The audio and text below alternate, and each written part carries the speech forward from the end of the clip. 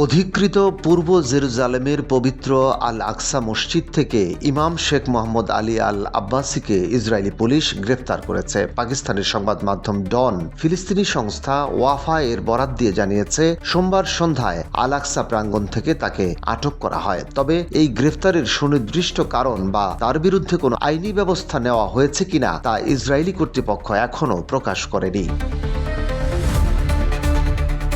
ফিলিস্তিনি কর্মকর্তারা জানিয়েছেন, অধিকৃত জেরুজালেমে আল আকসা মসজিদ ও আশেপাশের এলাকায় ইসরায়েলের তৎপরতা সম্প্রতি আরও বৃদ্ধি পেয়েছে। এই তৎপরতার মধ্যে রয়েছে ইমাম এবং প্রচারকদের উপর বিধিনিষেধ, মুসল্লিদের প্রবেশ নিয়ন্ত্রণ, কড়া পুলিশি নিরাপত্তা ব্যবস্থা এবং ইসরায়েলি বসতি স্থাপনকারীদের নজরদারি। এই পরিস্থিতিতে ধর্মীয় ব্যক্তিত্ব ও স্থানীয় কর্মীদের গ্রেফতার বা নির্বাসনের ঘটনা ক্রমেই বেড়েছে, যা স্থানীয় ও আন্তর্জাতিক পর্যবেক্ষকদের উদ্বেগের কারণ হয়ে দাঁড়িয়েছে।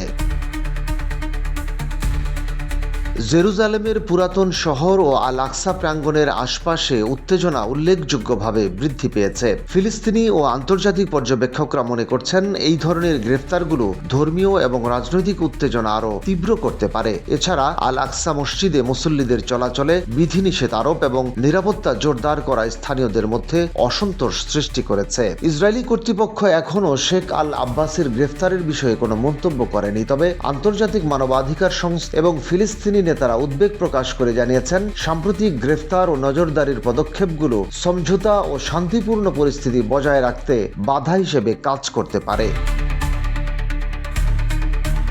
ফিলিস্তিনি কর্মকর্তারা আশঙ্কা প্রকাশ করেছেন যে এই ধরনের পদক্ষেপগুলো দীর্ঘমেয়াদে আল আকসা মসজিদ এবং পুরাতন শহরের ধর্মীয় ও সামাজিক পরিবেশে অস্থিতিশীলতা বাড়াতে পারে। তারা আন্তর্জাতিক সম্প্রদায়কে এই পরিস্থিতি নজরদারি করতে এবং শান্তি বজায় রাখার জন্য পদক্ষেপ নিতে আহ্বান জানিয়েছে।